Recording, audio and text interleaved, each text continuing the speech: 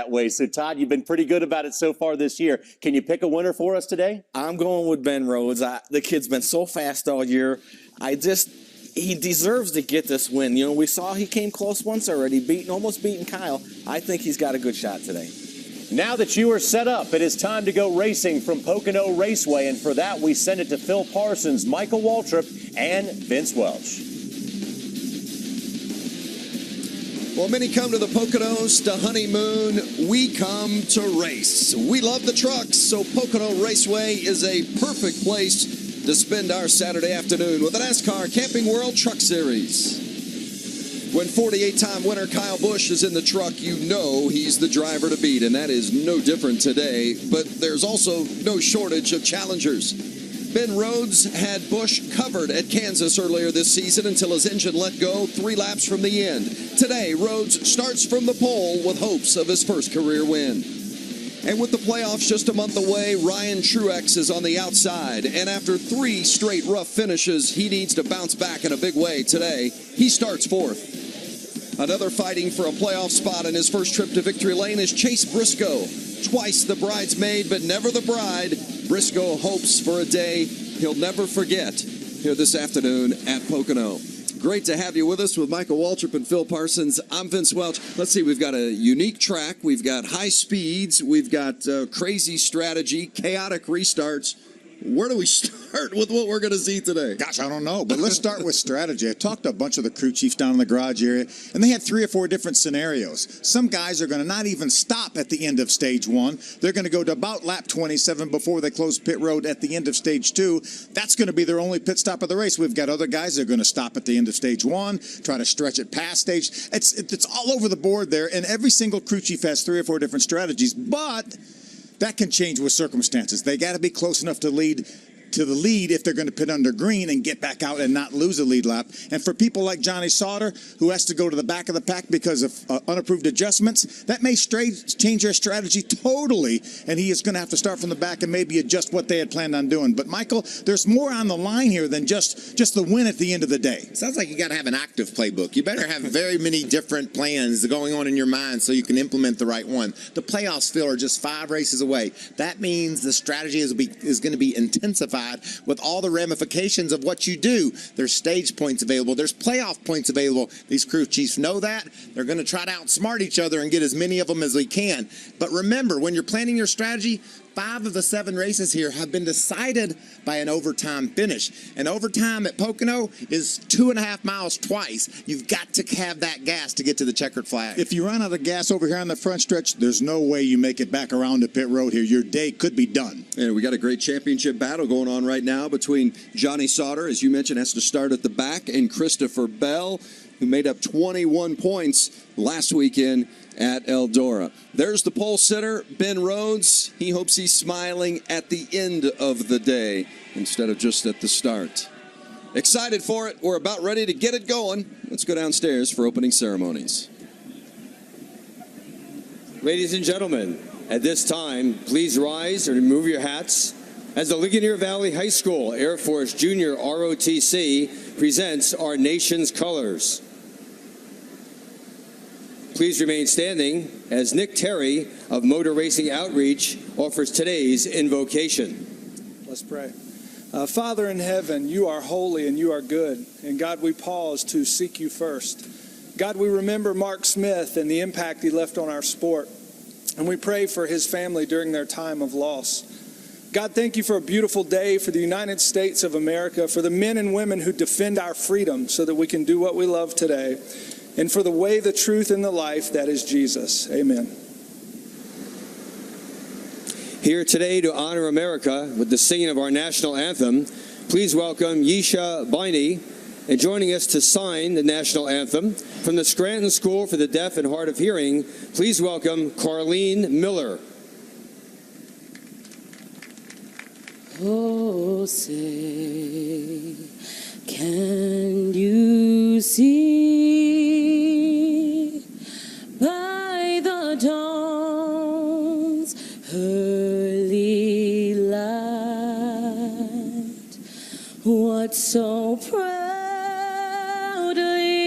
we hailed at the twilight's last gleaming, whose broad stripes and bright stars through the perilous fight o'er the ramparts we watched were so gallantly streaming, and the rocket's red glare, the bombs bursting in air, gave proof to the night that a flag was still there. Oh, say, does that star-spangled banner yet wave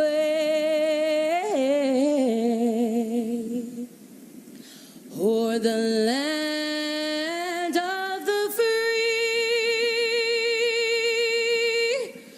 and the home of the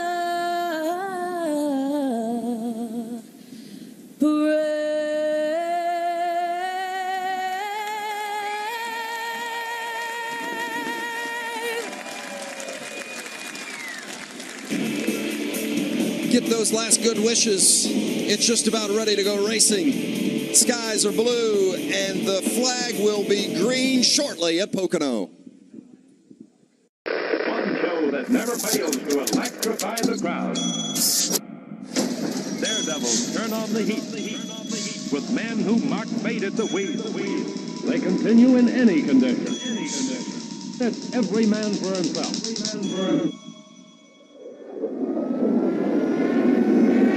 He's going to do it. The defending series champ, Christopher Bell, wins. Tonight, he will go to victory lane.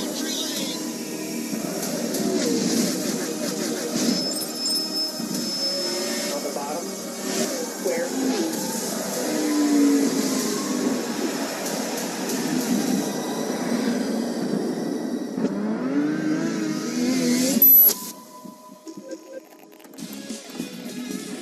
Sunshine and 75 at Pocono. Could it get any better? It's going to be fun. The NASCAR Camping World Truck Series at Pocono Raceway.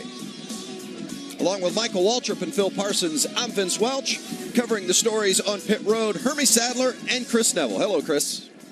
Hey, Vince. Well, Justin Haley looked to be one of the quickest trucks in qualifying. In fact, on that first round, he looked to have one of the fastest laps, but a sway bar broke just as he was entering turn 3. So because of that, he's going to have to start at the back today. And talking to Justin, he won the ARCA race yesterday, and he said he is going to have to lean on everything he learned yesterday in that ARCA race because this is his first time here in the truck race. He said he was able to learn a few things, but not much of it transfers over to the trucks. He said in this first round, this first stage, he's going to try and work his way up into the top 10, but he is going to sacrifice stage 2 and try and either go for win or bust here at Pocono. Hermie Sadler? Chris, last time out at Eldora, Matt Crafton won, and in doing so, broke a winless streak that lasted well over a year. The question is, can they build on that momentum and contend for another championship? To do that, they've got to overcome a racetrack that has been tough on the 88. They've had issues, crashes, and bad finishes, but they hope to overcome that today and contend for championship number 3. Let's go down to the trackside to get the command. Race fans, it's time for those most famous words in motorsports. Here to give the command, please welcome the Vice President of E-Commerce for Overton's, Peter Hagerman. Good afternoon. On behalf of the employees and customers of Overton's, welcome to the Overton's 150. Now, drivers, start your engines.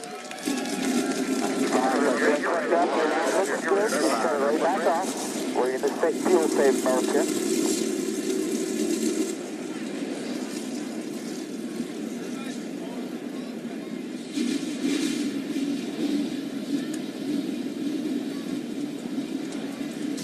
The trucks are fired, just about ready to go racing. 60 laps at Pocono. Getting ready to go Truck Series racing at Pocono. As we take a look at our Camping World track description, Mike, this is why they call it the Tricky Triangle. Yeah, look at all that information. Turn 1, 2, and 3 are all distinctively different. The straightaways are long and fast. That means when you enter these corners, it's a real challenge to keep your truck straight and headed in the right direction. And when you exit the turn, they want to push. The front end wants to go out on you. These drivers are really faced with a big challenge today. Our Camping World race analysis. You see, this race is relatively short, only 60 laps, 150 miles. Those are the stages at 15 and then at 30, and then the end of the race at 60. A pit window could be really critical. Those guys can go the entire last stage if they want on fuel. And you heard the drivers already talking fuel save mode. They just started their engines. You mean they're already saving fuel? Yes. Absolutely. They're going to save all the way to the checkered. Only one driver in this field has won here at Pocono before, and it's that man, Kyle Busch. Kyle will start on the front row as we take a look at our starting lineup, but he's not on pole position. Pole position belongs to Ben Rhodes, who was fastest in both rounds of qualifying, his second career pole. Yeah, Ben Rhodes did an awesome job here. He knows that Kansas is very fresh in his mind here. He wants to beat that Kyle Busch truck. Another fast Kyle Busch truck is Christopher Bell in that 4. He's the talk in the garage area, maybe the favorite to take down Kyle Busch. Chase Briscoe, a former winner here in the ARCA Series last year. Johnny Sauter qualified on row 4, but they had an issue mechanically, so he'll have to start from the tail. There you see Kaz Gralla ran the ARCA race yesterday, gained some experience. Cody Coughlin will be carrying a camera for us. Justin Haley going to the back as well. Had a bolt fall out of his sway bar arm during qualifying. Lucky didn't crash that truck, Bill. Very lucky. Matt Mills, Todd Peck back in row 10. Austin Wayne Self, Wendell Chavis in the 11th row. Camden Murphy, Norm Benning back there as well. Series champion Travis Quapple back in row number 13.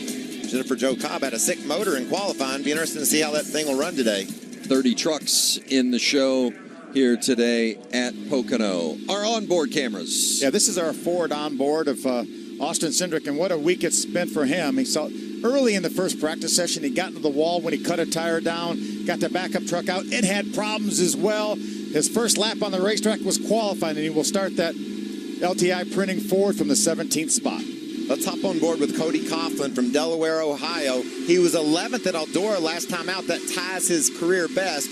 He's going to start the Jegs number 13 Toyota from the 13th position. You talked about our point leader, Johnny Sauter, having to go to the back. He's in the Allegiant Airlines Chevrolet. Got his work cut out for him. Had a fast truck in qualifying 7th, but will go to the back of the pack. This is the view you want out of your truck, just right up on the front row. That's Kyle Busch. He's won 2 of 4 in 2017. He's won here 2 years ago. He wins a lot, Phil. Yes, he does. This Cessna Toyota is flying today. He'll be tough to beat. Well, the playoffs are just 5 races away, so it's starting to get down to go time, and these are the drivers. 5 have solidified their spot already with a victory. Kaz Gralla victorious at the season opener at Daytona. Christopher Bell did it the very next week at Atlanta, but then he won twice more here.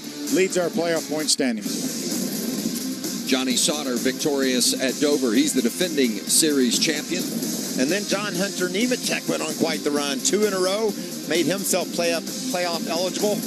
And how about Matt Crafton on the dirt at Eldora, going to Victor Lane and giving gold shovel? So 8 drivers make the playoffs. Those 5 in yellow have secured spots with victories already. And you see, with 60 points available at each race, 6, 7, 8, 9, 10, 11, 12, right on that. Nobody's safe. There's a lot of work yet to be done. Vince, if you're highlighted in yellow, you're looking forward to the playoffs. If you're still in white, you're looking over your shoulder to see if anybody's coming. That's some tense time for these racers. Well, we talked about Johnny Sauter and the issues that he has having to start at the back. Let's see if we can get a word with him, Phil. Hey, Johnny Sauter, Phil Parsons up in the Fox booth with the boys. How's it going, bud? So far, so good. Obviously getting ready to go here. Had a little trouble there with our water pressure tank, so we got to go to the rear here. So we're going to have our work cut out for us today, but our Legion Travel Chevys had good speed all weekend and feel pretty good about it. Johnny, we know you and Joe had a strategy going in here if you would have started in your normal spot of 7th. How about now going to the back? Did that change your strategy? Yeah, I mean, everybody's talking strategy down here, and to be completely honest with you, I'm so confused on the strategy part. The last thing I said when I left the hauler was, do whatever you want. I'm coming to pit road. So they know a lot more about it than I do. I'm just going to be trying to navigate through traffic here and try to get a good run out of this thing, maybe have a shot to win it. All right, Johnny, we're confused as well. Thanks for talking to us. Have a good run, bud. a lot of options, that's for sure. Maybe his crew chief, Joe Shear, has a little better guidance for us. He's with Chris Neville. Yeah, hopefully Johnny Sauter can just drive that truck hard, and his crew chief isn't confused with strategy here. Joe Shear Jr. going to call those shots today. And Joe, usually these big tracks give you options, but with these shorter stages, how does that change those options? It changes everything, and we're going to have to just play it out here. Obviously, going to the back is going to change everything that we were coming here trying to do. But we came here, and half of it we got done. We came here with a fast truck. We worked on this truck particular to come here because we've not really ran that great here. But we thought we were pretty good in practice. Didn't qualify as good as what we thought. But we know we got a good truck. So now I got to start over. And I really don't know what to do. But we'll see what it plays out here. It could go. There's about a million things that I can do here, but we'll have to see how it plays out and how the cautions fall, and we'll see what happens. But we're going to give it everything we got. Still sound a little bit confused down here. Hermie Sadler? Well, thank you, Chris. Let's set the stage for the 19 of Austin Cindric. Basically, lost your primary truck, went to a backup truck. No laps basically on this truck prior to qualifying today. So, as a crew chief, how confident are you in what you've got to start here? Well, we definitely have had a challenging day or two, but we got a strong group of guys, strong team. Austin will do fine out there. He'll feel it out first couple laps, see what he's got, and we'll go to work on it. You know, it's not necessarily about how you start, but how you finish. How about these stages, 15 and 30 laps, short race, short stages? How do you approach that? Man, it's a really short race, so, you know, we're needing some track position now, so you just never know the way these stages work. We get a quick caution, we might go ahead and pit and then not pit at stage break. That's Doug Randolph. He'll be trying to get Austin Cindric in the 19 to the front to overcome the issues they had here at Pocono yesterday. Well, from those two interviews, we've certainly gleaned that there are a lot of options, and right now nobody is quite sure which one they're going to take. Well, I don't feel so bad that us three up here in the booth are confused because Joe Shear's on the pit box. He's confused, and Johnny's in the truck, and he's confused. And like I said, you have to be live with your strategy. When that caution flag flies, it changes everything. Liquid. You'll go to like page 6 in your playbook and say, okay, caution on lap 10. I know what I do here. They've got a plan. They just don't know which plan they're going to implement to try to take advantage of the cautions. One of the crew chiefs told me that this is the most challenging race of the year because of the shortness of the stages. The 27 of Ben Rhodes will start from the pole today. You know, between you and Eddie, just help keep me out of trouble today. You guys can paint a bigger picture than what I can see out the windshield. So you think I can drop back and learn from it? Or you think I need to keep on doing my thing? Just let me know. I'm happy to do whatever. 10-4. Sounds good. Boy, that's what you want to hear from your driver. You know, they can see the spotter, the crew chief, they can see the big picture. Sometimes when you're the driver, you can only see what's right in front of you. He thinks maybe if he needs to get behind Kyle Busch and try to learn for later in the race, that could be his strategy. And they also have another channel on their radio that they can communicate without the driver hearing every single word that they're talking about as well. There's already a bit of strategy here. He picked the outside after qualifying on the pole, so he put Kyle Busch down on the bottom. That puts the two KBM trucks lined up nose to tail with Christopher Bell right in behind Kyle Busch. And, you know, Phil, that's a big part. And I got to tell you, these starts are key to success here at Pocono. And you'll see it right off the bat. The way that the 27 of Ben Rhodes gets going is the 16 of Truex behind him, giving him that push. We know Christopher Bell is going to be pushing on Kyle Busch, but watch for rows 3 and 4. They're going to fan out. Could be 4 or 5 wide by the time we get to turn 1. The start to this race and the restarts that we're going to have are going to be chaotic. That's where you're going to make your move. You're going to have opportunities down these long straightaways. Get on the gas. The green is waving, and we are racing at Pocono. Ben Rhodes didn't wait around, did he? He didn't wait for that push from Truex. And look at the push, though, that Kyle Busch is getting. They're going to get to his back bumper before they get to the turn. Look at the momentum they had from that push from Christopher Bell. Look at Busch get loose on the bottom. Wow, Rhodes stayed in it and hangs on to the lead for now as Bell and that 4 truck slips back into 4th and Ryan Truex into 3rd.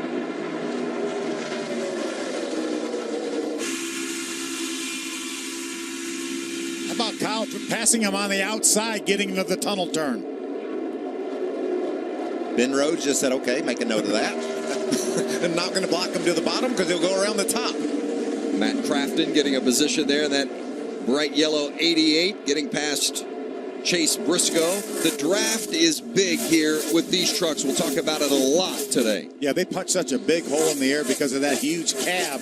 We saw evidence of that at the very start of the race. Ben Rhodes jumped out to 4-5 truck length lead, and that draft just sucked Kyle Busch right up there to him. And that's when you say, Ben, you got too good of a start that time. That's another thing he needs to make note of. As this race progresses, if he's up on that front row, you don't want to get out there all on your own. It would be just like you're at Daytona and Talladega. They'll jump on you. How about that 27 of Ben Rhodes running second, Chris? Well, Vince, not surprised at all that Ben Rhodes kind of pulled over and let Kyle Busch go. Talking to him at driver intros, he said he was either going to try and gap the field and run away, but he said, if I get a bunch of pressure from Kyle Busch, I'm going to let him go. I'm going to try and follow him and learn from him. But his plan today was really about getting a top 5 finish, thinking championship points, not doing anything that could sacrifice that. Well, and if you're going to learn from someone, a 48-time Truck Series winner, Cup Series champion, a good guy to follow around for a while and learn from as you look at that battle for 5th. That's Matt Crafton, the winner in our most recent race at Eldora in the bright yellow Toyota, and John Hunter Nemechek, a 2-time winner this season in the black and green. Yeah, these guys have been side by side for a couple laps here. You see how the gap in front of them, so Matt Crafton will run out of patience here pretty soon as he tries to get by the 8 of Nemechek. Trying to catch up a little draft there from the 29 of Briscoe. You just want to get that nose out ahead of the guy on the outsides so you can get some downforce on your truck when you get to the corner. And Matt's just not been able to get there yet. John Hunter's hanging tough on the outside. You see John Hunter Nemechek, 2-time winner this season, back-to-back at Gateway in Iowa. And they came in here with a lot of confidence, not just in John Hunter and the way they've been running lately, but in this truck as well. Yeah, had that truck in the wind tunnel set to make some serious good downforce numbers. And I talked to team owner Joe Nemechek, and he said not only did it make great downforce, which they were happy about, it had very little drag on it. So that means down these long straightaways, they're able to take advantage of having a good aerodynamic truck in a straight line. And then when they get to the corners, the spoilers push it down into the road. There's Rhodes in second, getting some pressure from Ryan Truex. Phil, you spent some time in the garage area this morning. A lot of guys in the garage area were talking, the insiders, about this 16 truck of Ryan Truex. A lot of speed for that kid. Absolutely. Sure has been. What a great team Chigiotori's put together here. There's Johnny Sauter. Good view of him making his way back up towards the front, getting by Austin Cindric in the 19 truck. Austin's hanging in there pretty well for basically almost the first laps in that truck other than qualifying. Move Johnny now up to the 15th spot. Yeah, remember Sauter had to start at the back. Has already gone through half the field. On board now with Johnny Sauter, defending series champion. That's our second place finish from the last week at Eldora. Stuart Friesen on the outside there, the 52 truck, as Johnny's going to slide by here. Maybe might get another spot there. Oh, yeah. 2 for 1 down the front straightaway. Makes a move and gets 2 trucks. Got around TJ Bell in that 45 as well. And move Johnny up to the 13th spot now.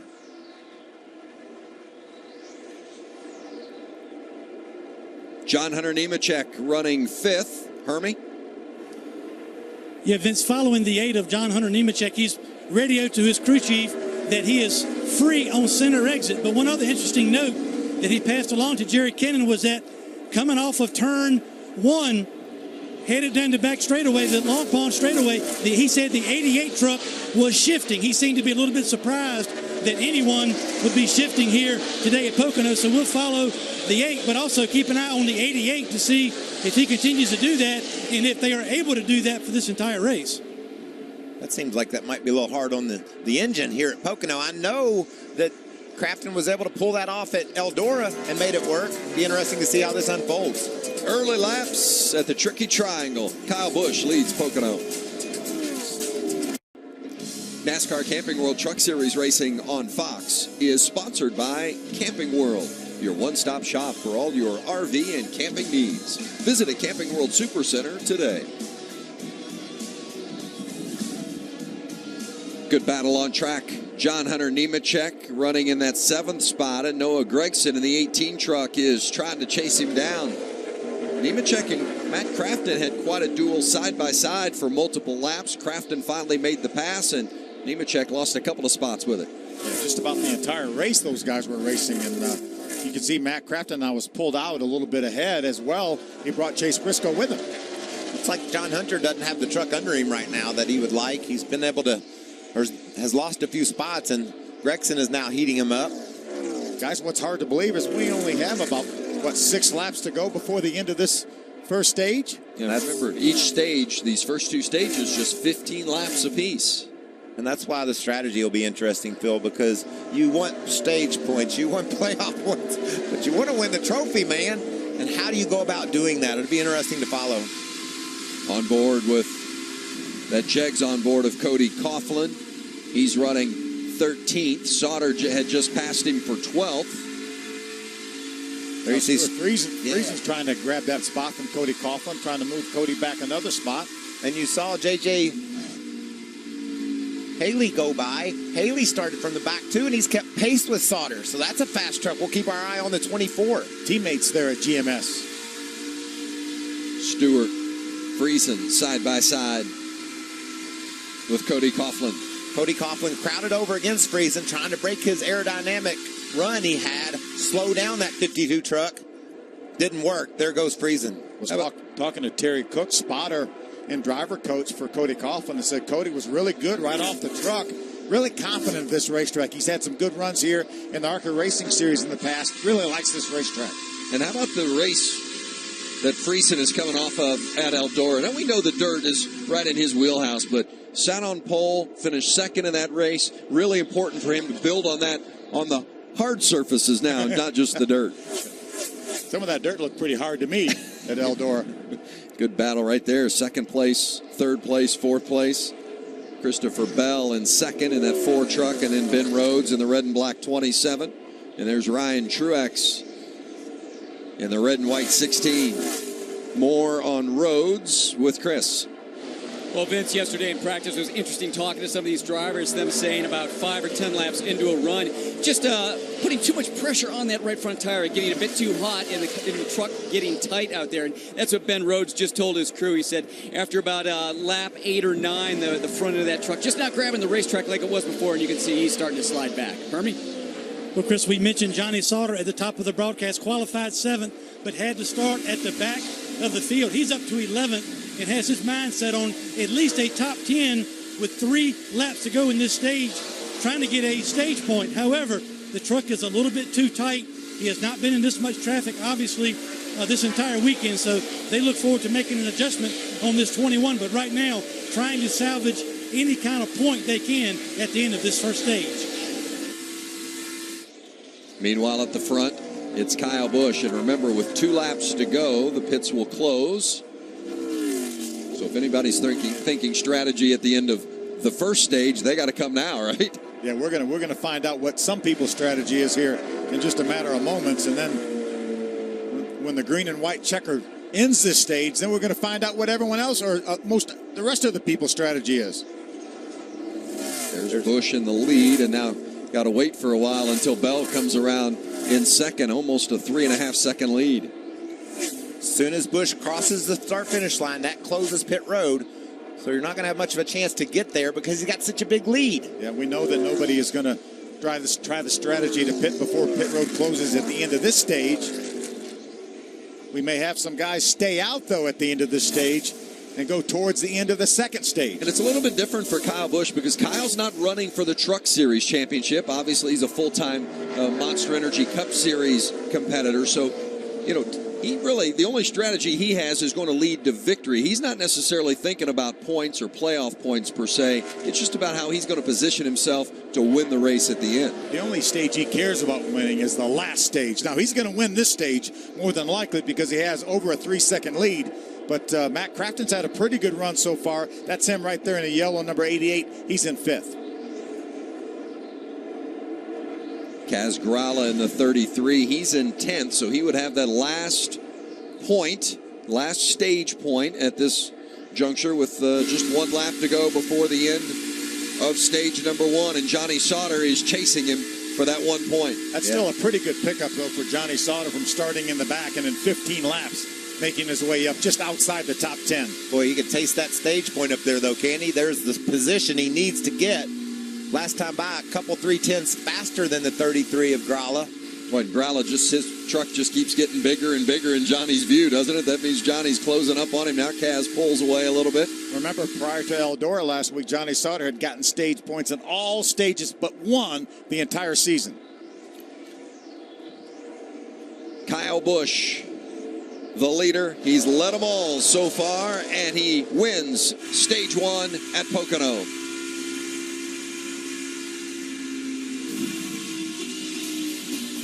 Fifth stage win of the season for Kyle. See how the rest of them stacked up in the top 10 when we come back to Pocono. NASCAR Camping World Truck Series racing on Fox is sponsored by Toyota.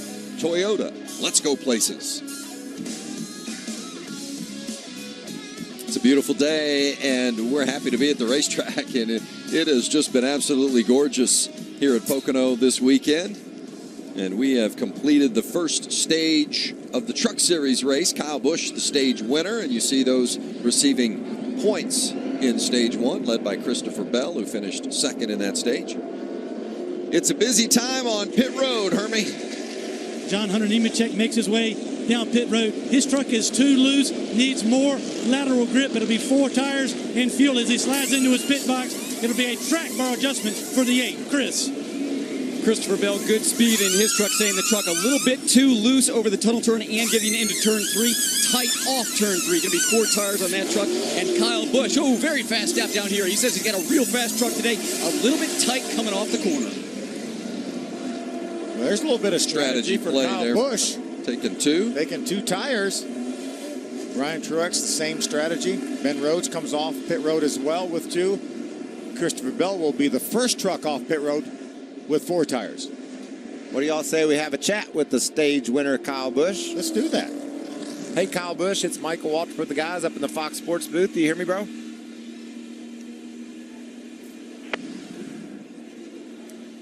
Kyle Busch, it's Michael Waltrip and the Fox boys. Can you hear us?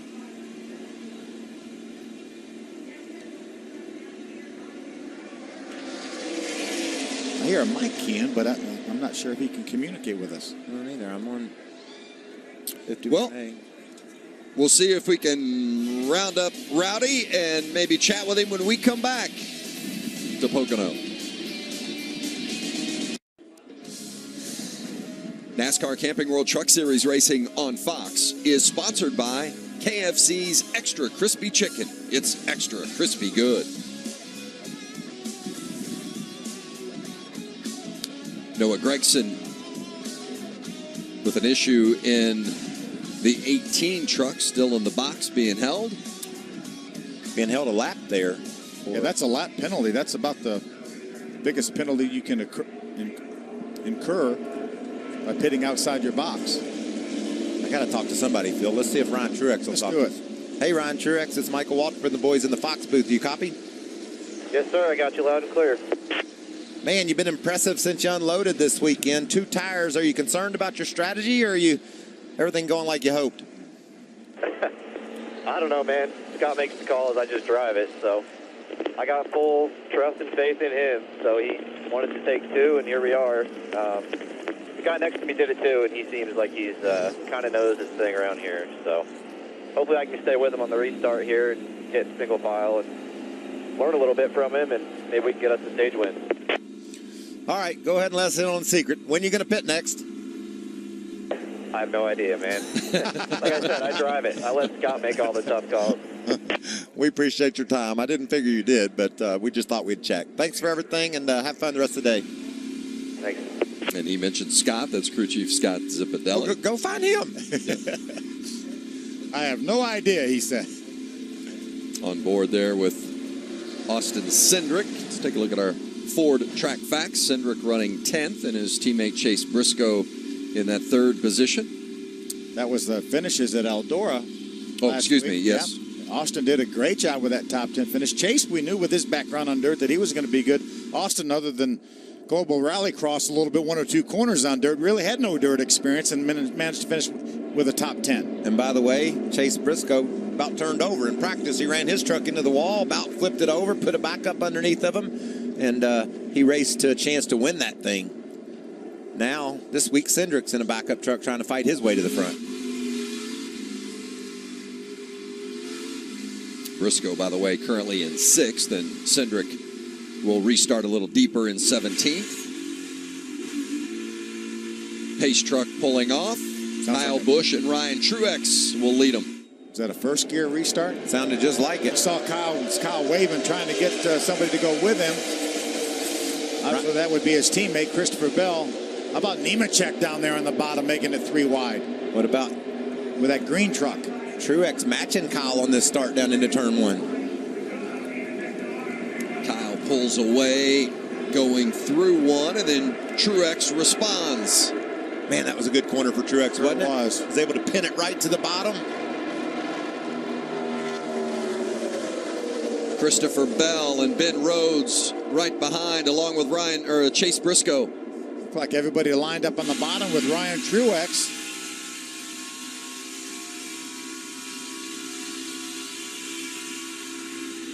Early laps, stage 2. Kyle Busch out front. Ryan Truex chasing. Christopher Bell fought his way to second in that first stage, Vince, but he couldn't match Kyle Busch. Kyle drove away. It'll be interesting to see if Truex can hang with that 51 truck. See the trucks back just at the back end of the top 10, fanning out a little bit. Looked like Kaz Grala, maybe Grant Enfinger were side by side for a moment. There's John Hunter Nemechek up the hill, and here comes Johnny Sauter continuing that march from the back toward the front. Inside the top 10 now. Sauter has gotten past Matt Crafton for 6th. Has moved up a spot.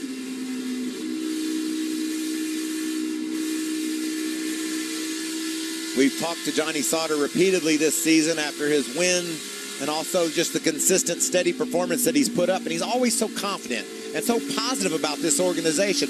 Loves the calls his crew chief Joe Shearer is making, and he is marching today. Was really happy with his truck in practice yesterday, and really felt good about it.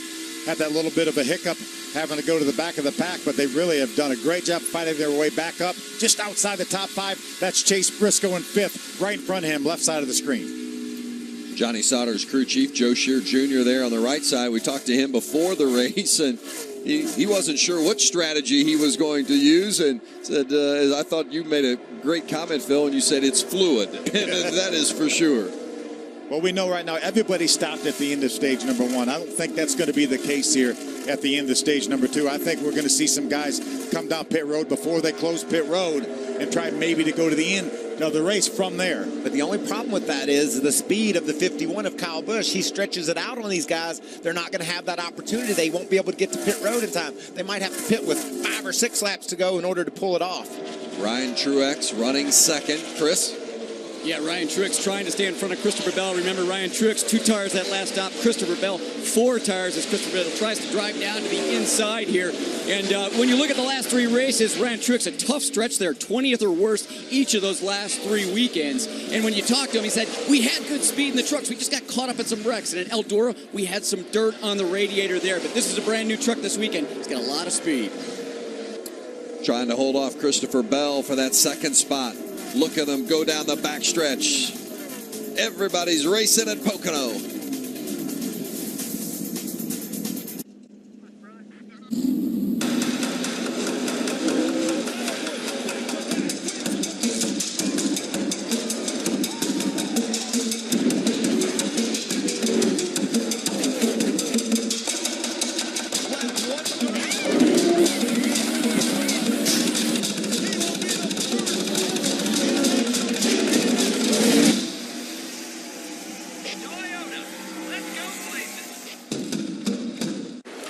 Busch. As crisp and cold as a mountain stream. It has the same great taste it's always had. Even the same sound. Busch.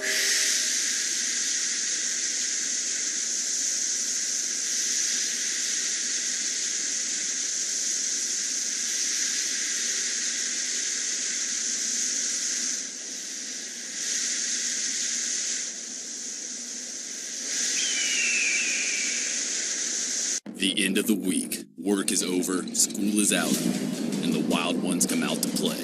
The green flag is out. Pups get a chance to dance with the big dogs. They're going at it. Roars from engines compete with roars of fans. And the stadium lights become a spotlight for one. Here he is, Johnny Sauter. It's truck season, America. A rivalry built by legends. By iconic moments. Is time and time again fueled by a pure hatred. From generation to generation. Giants, Dodgers. Rivalry Month concludes today at 4 Eastern on FS1. NASCAR commits to green programs and biofuel like Sunoco Green E15. Learn how you can help by visiting NASCAR.com/green today. 4 laps remaining in Stage 2 for the NASCAR Camping World Truck Series at Pocono. Kyle Busch continues to lead. We have seen a little bit of a strategy play from one of our drivers, and that's Grant Enfinger, who just came to pit road and did a gas and go.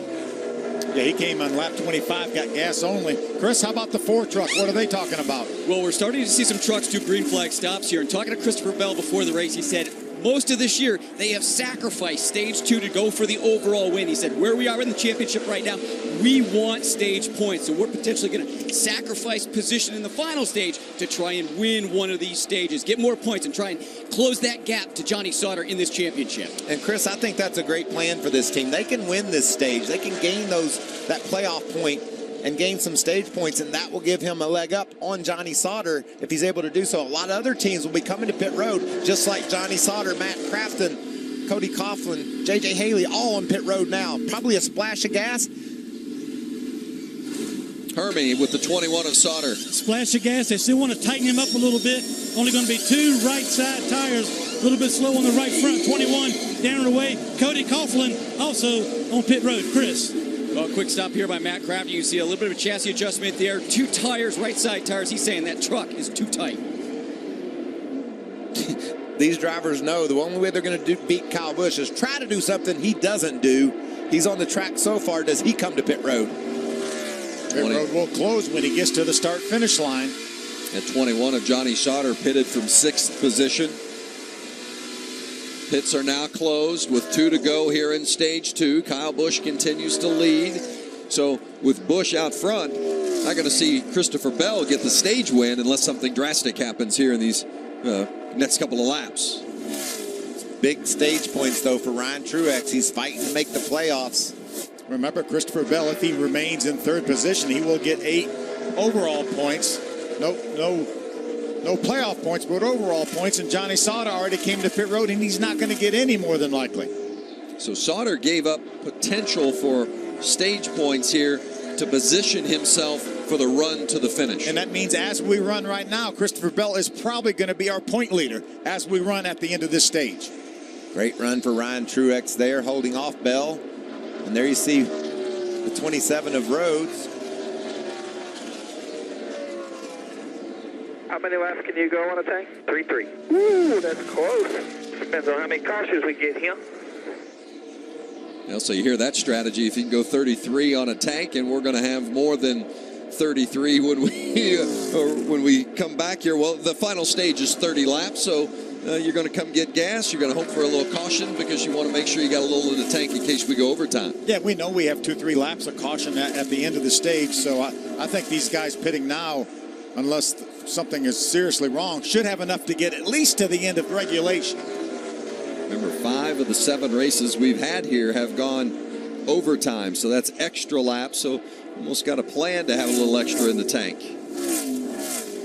You can see there, Kyle Busch's lead is only about a second over Truex and Bell, so they're closing the gap on that 51 truck. Stage 2 complete. 5th time this season a driver has swept the first 2 stages. Kyle does it today.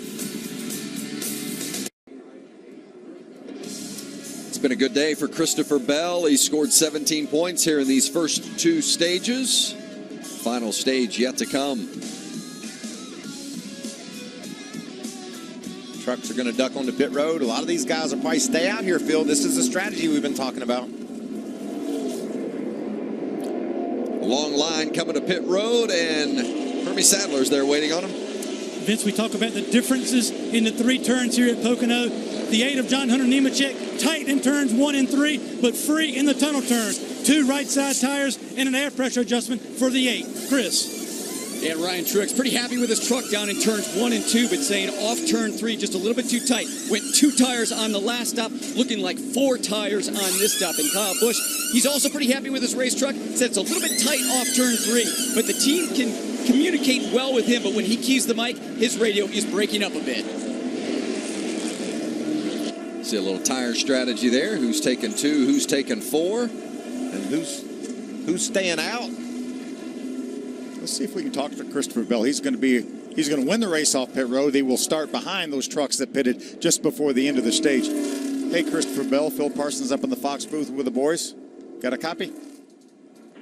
Gotcha. Great job there. You've already earned 17 points to that. That means as you run right now, you are ahead of Johnny Sauter in the overall point battle. You guys put 2 tires on there. That's going to give you a little bit of track position over the boss man. Is that what you think you needed to beat Kyle? Yeah, I think it'll help. I mean, he's able to just get out front there and cruise. But you know, we've been good. I've been able to get up to second there on the first stage, and then the second stage I was just a little bit off with the truck. But I feel like we're going to be in good shape here in front of him. Hopefully we can keep him behind us. All right, buddy, you've done a great job. Keep it going. Thanks. That's Christopher Bell. His teammate in the 18, Noah Gregson, got the free pass. And that's Kyle Busch. He's won the first 2 stages.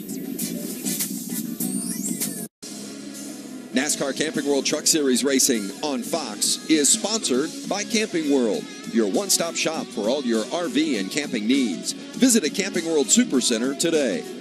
And by Geico. 15 minutes could save you 15% or more on car insurance. When we restart, Johnny Sauter will be the leader. Let's take this opportunity to check in on our Liberty Mutual spotter coverage in the 33 team of Kaz Grala. So when you're rolling up on these guys, you can't try and Pac-Man the pass. You got to set them up like you did that one guy into one. You got to be a little more patient with your passes. It'll pay off. You tried to force the pass on Tina and it killed you.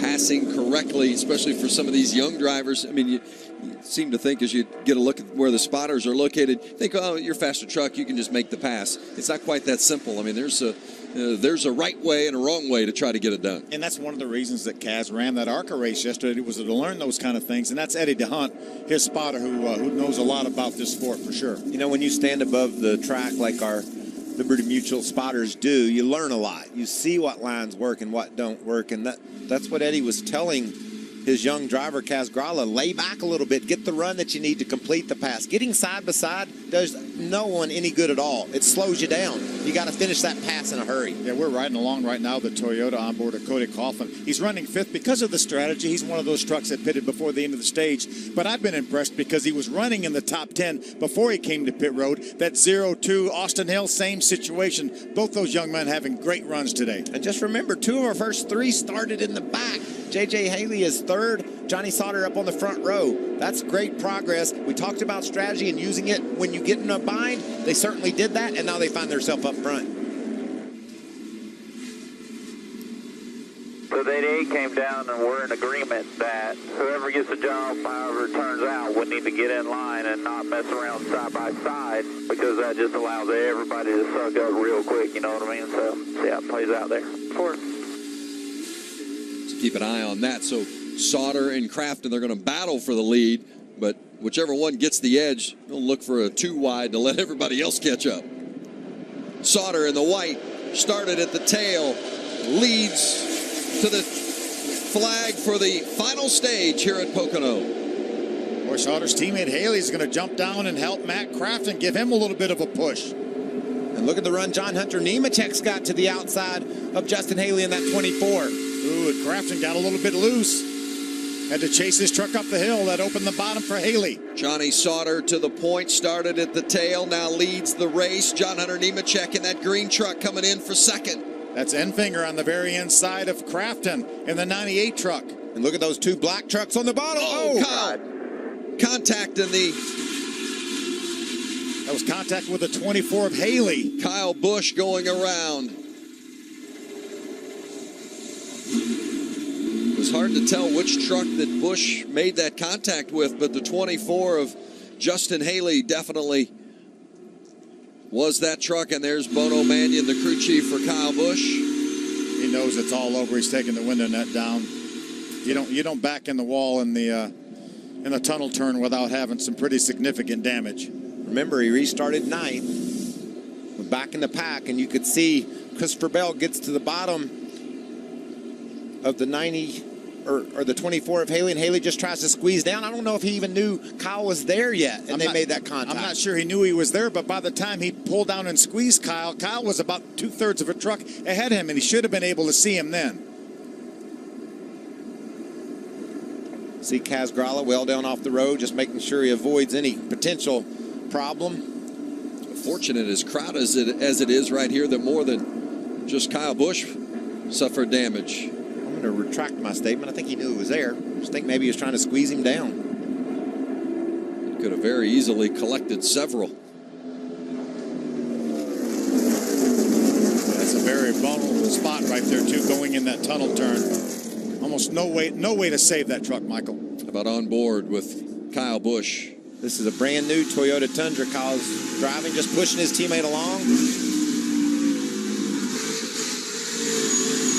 I think he would have been okay with the initial contact, but then when Haley hit him the second time, he hit him in that right rear corner and just turned him sideways.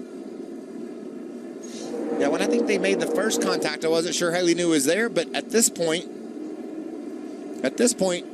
he knows he's there, but he doesn't back off or roll up to the high side and give Kyle any break at all. Yeah, there's not a lot of room in the tunnel turn at all. I mean, running side by side through the tunnel turn is pretty challenging in itself.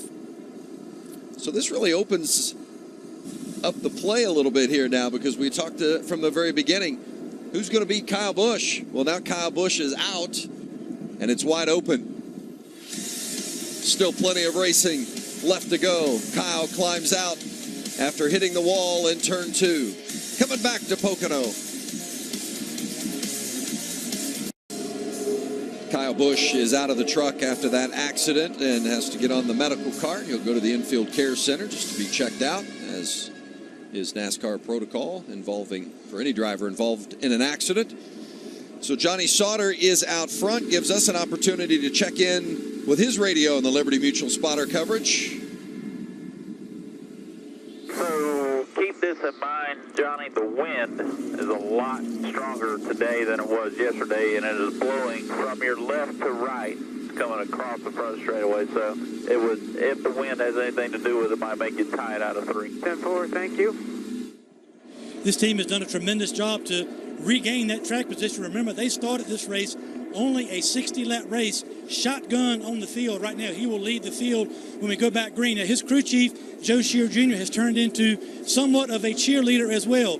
Not only reminding Johnny that they are up front and control the restart, but also that they are 5 laps to good on fuel in case we have an overtime here, and also reminding him that most of the cars, trucks directly behind him are also on 2 tires. So he's giving Johnny a lot of information that he hopes will enable his driver to take it to go to victory lane. Okay, Hermie, thank you. And Mike, why is the wind and how it affects the car so important at this stage? It's just part of the package. You got to know everything that's going on. And Johnny Sauter's a little bit pushy. If this truck won't turn off turn 3 with that wind pushing it out toward the wall, he might ask for an adjustment. His spotter's saying, no, that's just part of what we're going to have to deal with this wind. That's great information. And he may be okay off of 1 and off the tunnel turns, so adjusting that truck might hurt those other 2 corners as well.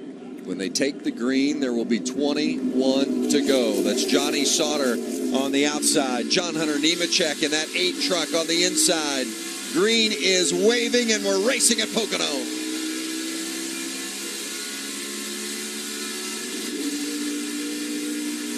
Johnny Sauter took off in first gear there, Phil. Grabbed all 4 gears on the front straightaway. Look at John Hunter. He's improved that truck. It's handling better, and we know he'll go for it down on the bottom. And there's the 18 of Noah Gregson. So just a moment ago on the 33 of Kaz Grala involved as well. It's been a tough break for the 18 of Gregson. He had a penalty for pitting out of the box earlier and had a lap penalty, got that lap back and was running right there at about 10th place. Now Kaz Grala involved in that incident as well. Yeah, this is going to put all those guys that pitted early in great shape, even for overtime now with these additional caution laps. But a tough break for Noah Gregson. Came in here on a great streak of top 10s. Looked like the 33 got loose. Maybe Kaz on the bottom had to go up the racetrack, got into Noah with nowhere to go for Noah. He had got the second caution. He got the one caution that got the free pass, and then the second one. Oh, look. Oh, Chase is in the middle of him, and actually Chase caught him on the right rear corner of Kaz's truck, and that's what moved him up the hill. Yeah, that... So didn't look to be any fault there maybe of Grala's. Looked like I don't Chase think so, Briscoe Vince. got in there. Yep, I think you're right. Yeah, I think Kaz was an innocent victim here. You can see him up at the top of the screen right there. And Kaz had no idea that he was getting ready to get clipped. That's just, I mean, we're going to see that more and more, Phil. We talked about at the beginning of the day the importance of the restarts and how you got to get all you can get. These guys are getting desperate and starting to trade paint. Unfortunate for both Grala and Gregson. Gregson had a nice string going, 7 straight top 10s coming into today, and had just gotten his lap back. He was headed for another top 10, too, because he had worked his way back just outside the top 10, and he had a fast truck. And there Gregson has climbed from the truck. Looks like he might be just a little shaken up. Being tended to by the medical personnel. Talk about the speeds here at Pocono, down in that corner at 180 miles. I'm probably already up to either in fourth gear, 50 or 150 or 60 even, you know, down in there that far in the corner. And from that replay, it looked like once the contact was made, that thing just shot up into the outside wall, too. It wasn't a long, lazy slide before it got up there. It went straight up into the wall. Good to see Noah Gregson walking to the ambulance under his own power. 18 years old, 19 years old from Las Vegas. Look at the very right side of your screen. That's Kaz in the white and yellow truck. Contact was made with Chase, and he just ran into the side of Noah and just pushed him out of the groove into the gray area. Yeah, that's we're possibly going to see more of that, as these guys know that they're going to have to fight for every spot on the track they can get.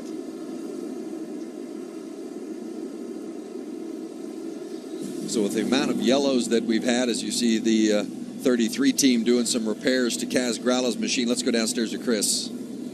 Well, Vince, you can see the team still working hard to try and fix that right rear of the car. And Kaz Grala, he lost quite a bit of track position on the first stop of this race. The right rear got hung up on that stop. So, you know, he's doing a good job trying to work his way back into the top 10. And talking to Kaz before the race, he said, you know, one thing I've really been trying to improve on this year is restarts. I just haven't had the confidence. I haven't been aggressive enough. And, you know, right there we saw it. You know, once again, a restart just kind of biting him. That's 2 of Kyle Busch's trucks. The one he was driving and then that one for Gregson that are into the outside wall. Of course, KBM won the last 2 races here, most recently with William Byron last season and Kyle himself in 2015. You could see it just, they ran out of room. Gregson looked like trying to fight for the corner. That squeezed Chase Briscoe down into the side of Grala, and away they went. It looked like from that angle that Chase was trying to get out of there. When he realized that Noah was on his outside, he tried to get out of that line, but Noah came down a little bit, squeezed him into the 33 of Kaz. And just think, well, Kaz said to us before the race started, I've got to be more aggressive on the restarts. I've got to go. He did a great job. He made a good move to the bottom, but when they got to the bottom, they all tried to make it into turn 1. They ran out of room. Yeah, I don't think that was any fault of Chase Briscoe's. No, it just totally wrong place, wrong time, as everybody was trying to fight for spots. Remember, Kaz Grala and his team. The team has 5 minutes to repair crash damage on the 5-minute clock. A couple of minutes yet remaining. Biggest problem is that Briscoe has come in as well. Right front suspension looked askew on that truck, so that will not be easily repaired. Well, it's been a tough month for this 33 team. Accidents in recent races. Team's been working hard to try to get back ahead of the game and get vehicles repaired, and so they can get to the racetrack the next weekend. Remember Eldora last week? He was an innocent victim there. Christopher Bell spun out at Eldora right in front of Kaz, and Kaz had nowhere to go and ran into him and knocked him out of the race. Hey, it's a Major League Baseball doubleheader later today on FS1. First of all, at 4 o'clock Eastern, it's the Dodgers, and they've been hot. Going to take on the rival Giants. And at 7 o'clock, the Reds and the Marlins. Major League Baseball today on FS1.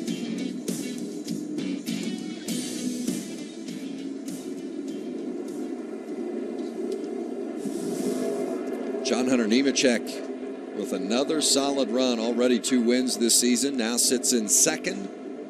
See if we can get a word from John Hunter. Hey, John Hunter, it's Michael Waltrip and the guys up in the Fox booth. You copy? Yeah, I got a copy, Michael. Another great run. Looks like you got a shot at this thing. You got anything for Johnny Sauter? Is your truck handling well? It looks like it's really working down low. Yeah, Jerry Kennan, our crew chief, made some good adjustments to our fire alarm services Chevy here, so we'll see what we got.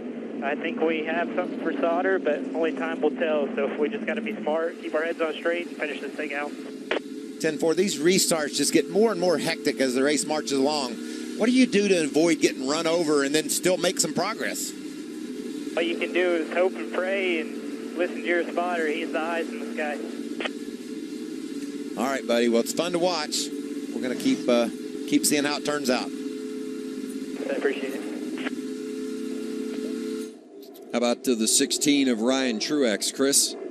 Well, Vince, a lot of speed out of Ryan Truex's truck today, but right now it sounds like he thinks he has some throttle issues with that truck. He says it feels like there's possibly a bolt that is stuck behind the throttle pedal. So he's trying to figure out, is it something with that throttle pedal or is it possibly something with the carburetor? Well, definitely at this point in the race, the last thing you want is any kind of an issue. You've probably gotten a water bottle or something hung over there underneath your feet. No telling what could have rolled around and got in there and caused him a little bit of an issue. I was qualifying one time in North Wilkesboro, and they'd worked on underneath the dash, and the flashlight fell out while I was qualifying. So I was, with my other foot, I was trying to knock the flashlight out of the way while trying to qualify at North Wilkesboro. Good look on that Toyota onboard camera. Cody Coughlin just outside the top 10. He's in 10th. Now on board with Johnny Sauter as you get a look at his side-by-side alignment with the 8 of John Hunter Nemechek on the front row as we get ready to restart. He likes that first gear too, Phil. We heard him launch that way, and I tell you what, the engineers, the crew chiefs, they know what Johnny Sauter did. Everybody's communicating back and forth about how to attack, how to start this, how to restart this race. And I think that you had to come with that plan, though. You had to have a high enough first gear to allow you not to turn too many RPMs in first gear to allow you to restart like that. You know, we were hearing from Chris's report about Ryan Truex, and Truex was the first driver out when you looked at the playoff standings coming into this race. Noah Gragson, who we've seen already have problems with the accident, he's out of the race. Gragson was in, so we're seeing some pretty big swings in points today in relation to our playoff standings. So very important how this one finishes out in regards to who might be securing a spot as we look ahead to the postseason in about a month. Yeah, time's running out on the playoffs, on the regular season. Here's how it looks right now. So Gragson went from being in to, now being 8 out to being 38 out. So it's been a tough go for Noah Gragson today. What about our man Grant Enfinger? He's up in the top 5 again. That's just what he's been doing lately, posting top 5 runs. Remember, he was a guy that came to pit road to first on lap number 25, so he probably needed these caution laps to ensure that he had enough fuel to get to the end. And the third truck back on the inside, the black truck of Christopher Bell, he's one of the fastest ones. It'd be interesting to see if he could fight through and get the win. That's Johnny Sauter in that white truck. John Hunter Nemechek in the green. Already up to third gear. You saw how little time he was in first gear just to get that initial launch. Oh, and he waited till it hit the chip to shift, and I think that gave John Hunter the advantage. And he had a big push, too, from the 88 of Crafton. 15 to go, and John Hunter Nemechek out front. That push was the key. I think Sauter hitting the chip hurt a little bit, but the big push from Crafton gave John Hunter the momentum he needed.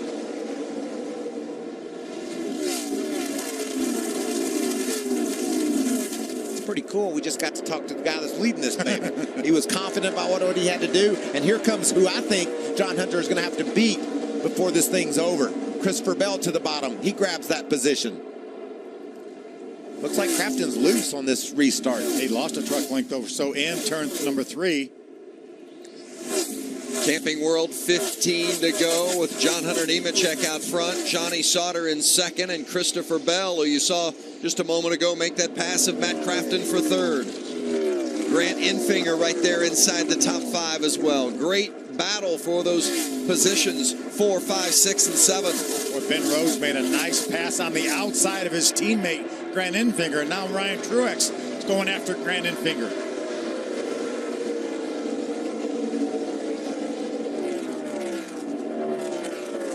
Truex up another spot. Great corner for Truex. See Austin Cindric there. And how about Austin Hill running 8th? He was a top 12 qualifier today, and he's running in the top 10 here in the race. Real nice job from that 0-2 team. And how about this truck for Austin Cindric, the Ford onboard here? Remember, we documented the fact that not one lap on this truck prior to qualifying. Doug Randolph has had a couple opportunities to work on this truck. He's obviously made it better. He has Austin Cindric now running up in the top 10. Cindric takes a peek inside of Austin Hill. Can't make the move. Oh, but he's got to run, Vince. Look, you can see Hill slip up the track, and that opened the door.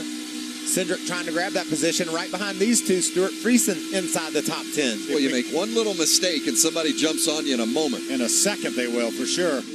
Or Austin drives it hard. Austin Cindric down in the corner, gets in front of Austin Hill on the entrance to the tunnel turn. Great job by Cindric completing that pass for 8th.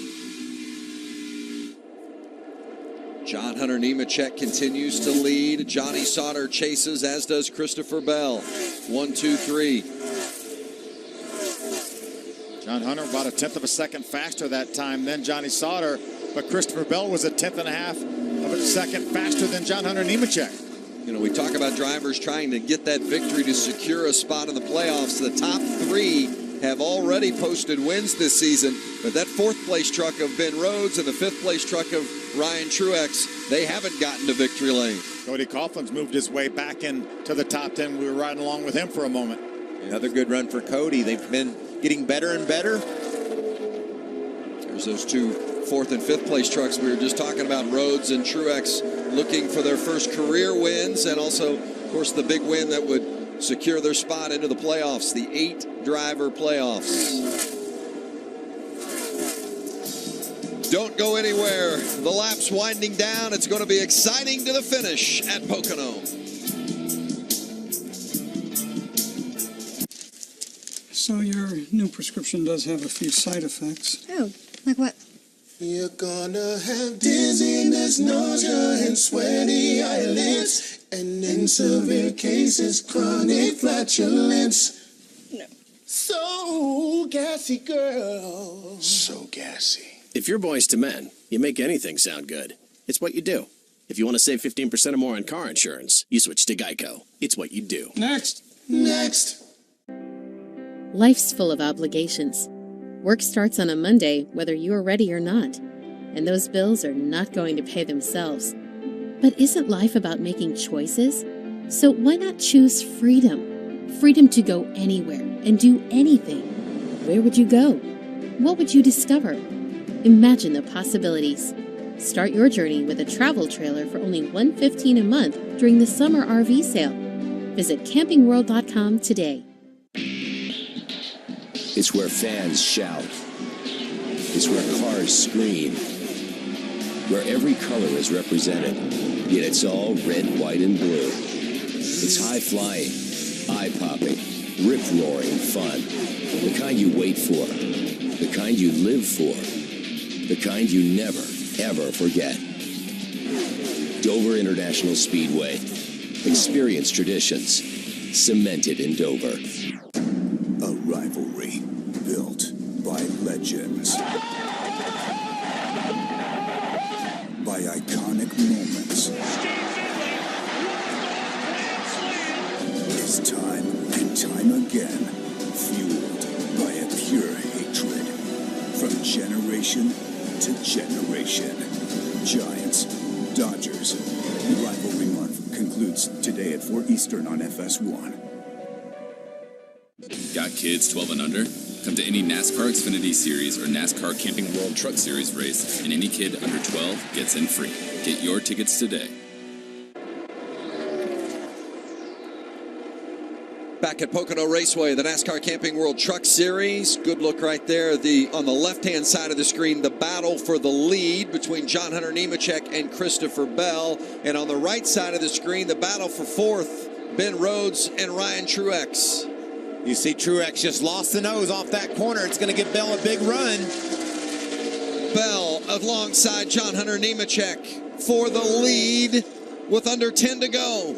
John Hunter side drafting, trying to slow the momentum down of Christopher Bell, and it worked, Phil. Great defensive move by the 8 truck. Well, that 4 truck has been so fast.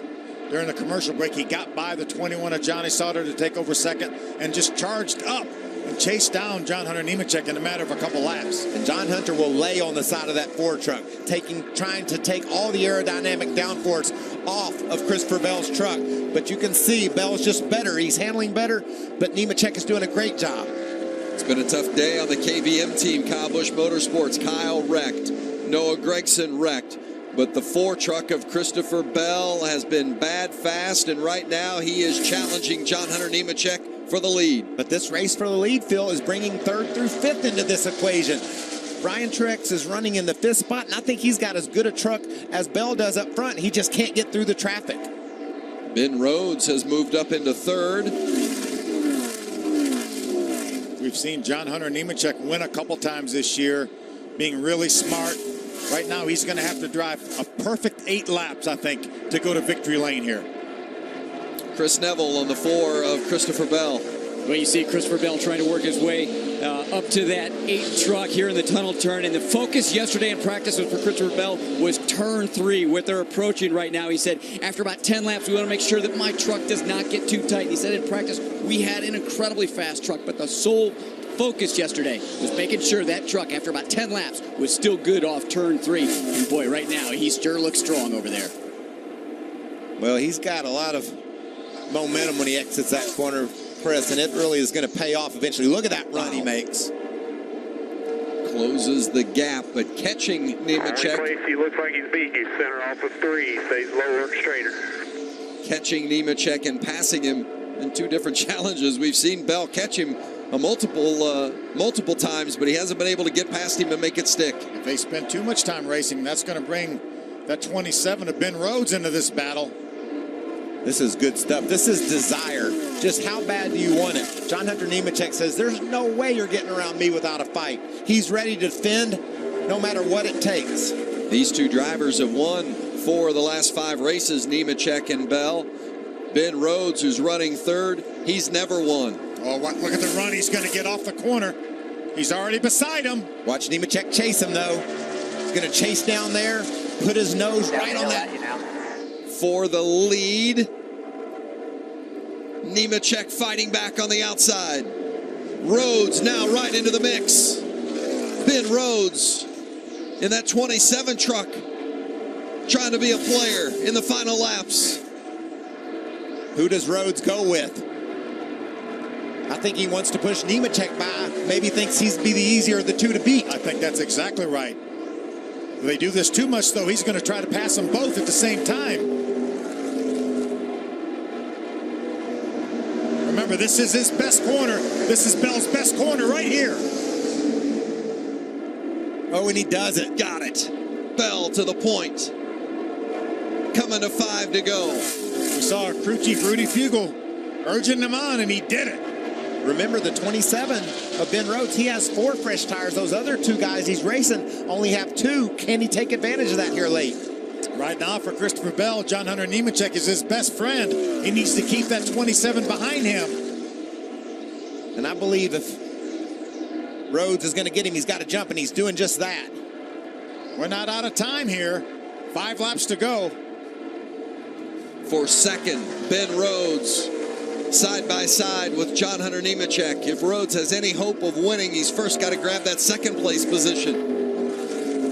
He's got the advantage off that turn, Vince. Can he take that into turn 3 and complete the pass? And remember, 5 of the 7 races we've had here have gone overtime, so if we would happen to get a late yellow here, that could really mix things up. You thought we might be seeing it right there, Vince? I think it's already all mixed up, Vince. This is a great battle for the win here in Pocono. That's a lapped vehicle that Christopher Bell has just gone around. Here comes Truex. Now Ryan Truex trying to get in there for 3rd on Nemechek. That truck's got some speed. You're right, the caution flies. These guys will be all over each other, bending down out of the way.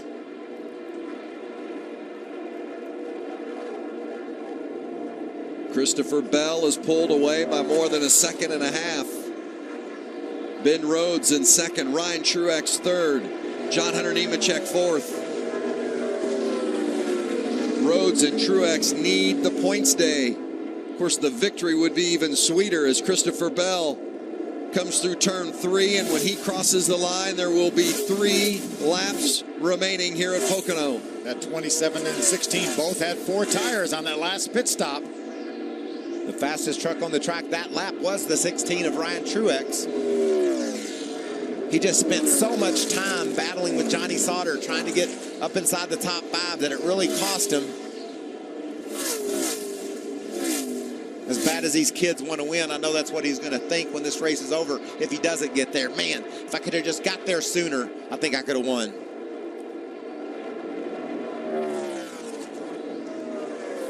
Christopher Bell last year had a voltage problem at the beginning of the race, fell 5 laps down, then had some contact. A rough day for Bell in this race last year that they wanted to win so badly. Ended up fighting back for a top 10 finish. No such problems today. Problems for his KBM teammates, but it's been smooth for Bell, and right now he is out front and sailing by almost 2 seconds. Great battle for 2nd, though. You see Ben Rhodes doing all he can do to keep the 16 of Truex behind him. Both of these drivers battling for 2nd place there. Ben Rhodes in that 27 black and red truck and the 16 of Ryan Truex. They would be the last 2 drivers in to the playoffs if they would begin today as they run right now, but no room for error.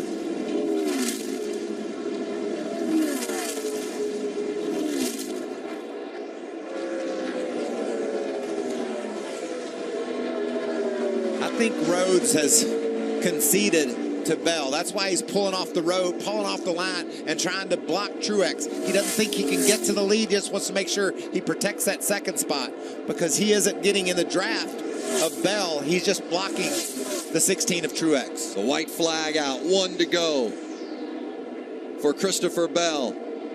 Maybe an issue for the 8 of John Hunter Nemechek. Saw him fading, and now he's really fallen back. Meanwhile, Christopher Bell continues down the Long Pond straightaway, headed to the tunnel turn. 3 wins already this season for Bell. He's about to make it 4. Still a tight battle for 2nd back there.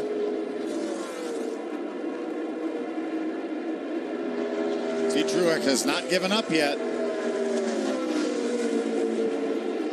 For the 3rd year in a row, Kyle Busch Motorsports will win at Pocono.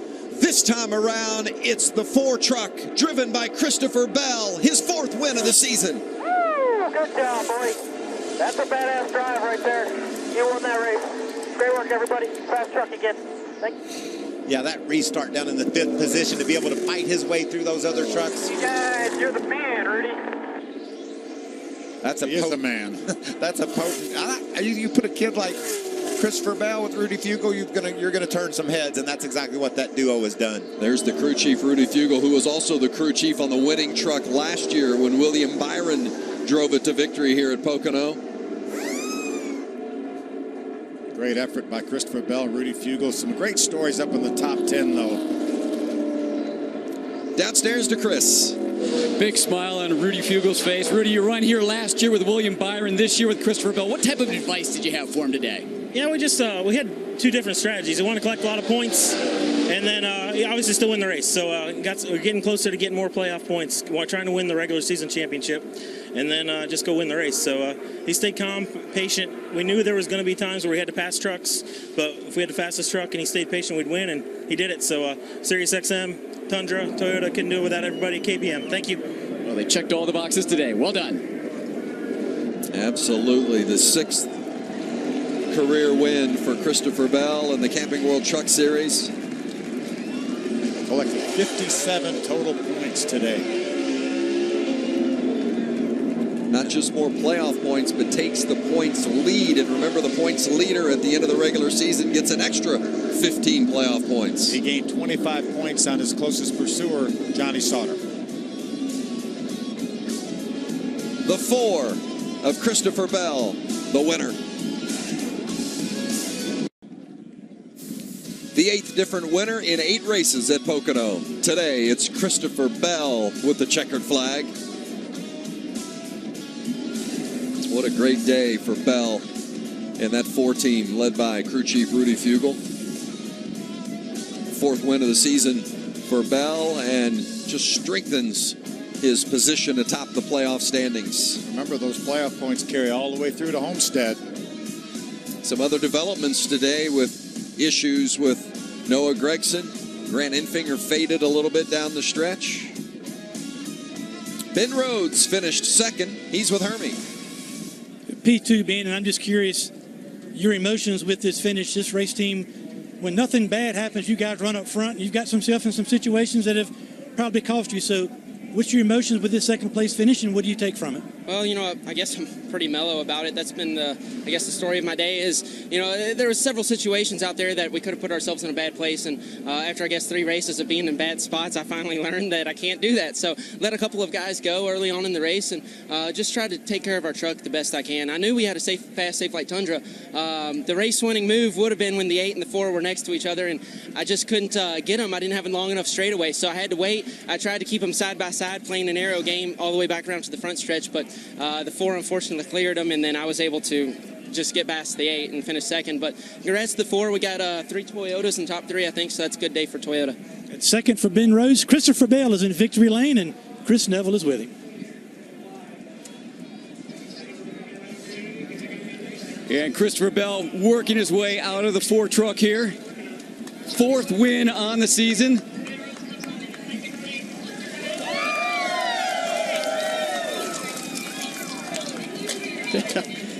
Great win there for you, Christopher. Boy, just being really patient there. You looked like you knew you were faster than John Hunter Nemechek, yet didn't force it for a couple laps there. How tough is it to be patient in that position? Well, it was really tough, but, my guys do the best, man. They take really good care of me. Rudy's, he does a great job on the pit box, and Tony does a great job on top there. I just can't say enough to be able to drive for Kyle Busch Motorsports. This Sirius XM Tundra was excellent. I'm glad we were able to get Sirius XM in victory lane. It feels like we've had them on the truck a lot, but we haven't been able to win. But, all of our partners at Toyota, JBL, TRD, everyone back at KBM, all the guys in the fab shop that build these super fast Tundras, Joe Gibbs Racing engines, it's just really a pleasure to drive for them. You tried a couple times getting around John Hunter Nemechek down the front straightaway, but you ultimately got him going into turn 3. Talk us through that move.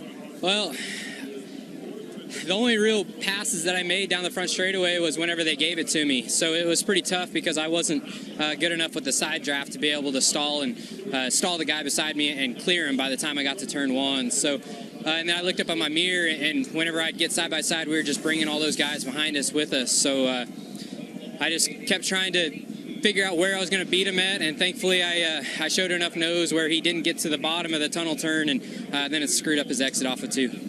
Well done today. Christopher Bell wins Pocono. Hermie? Well, Chris, Justin Haley rebounded to a 10th place finish. You lost your track position through the midpoint of the race with contact with the 51. Walk us through what happened from your perspective.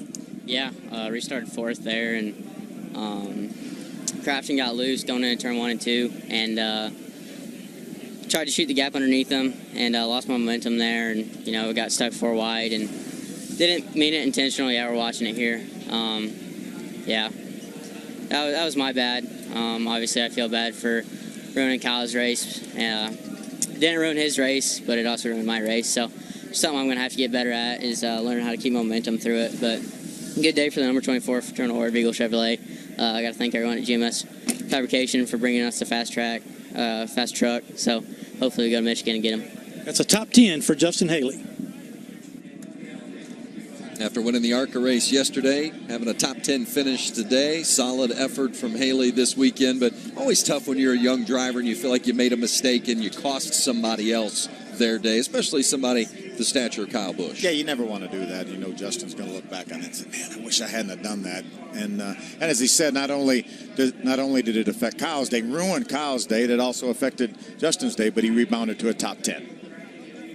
Well, our next race in the NASCAR Camping World Truck Series will come your way Saturday, August 12th. We're talking about high speeds. We'll see them at Michigan. That'll be a blast. Of course, a busy weekend yet here at Pocono and also at Iowa. The NASCAR Xfinity Series today at 3 o'clock with our friends at NBC. And then NASCAR Race Day tomorrow. Get you ready for the Monster Energy Cup Series race on FS1 tomorrow, 10:30 a.m. Eastern.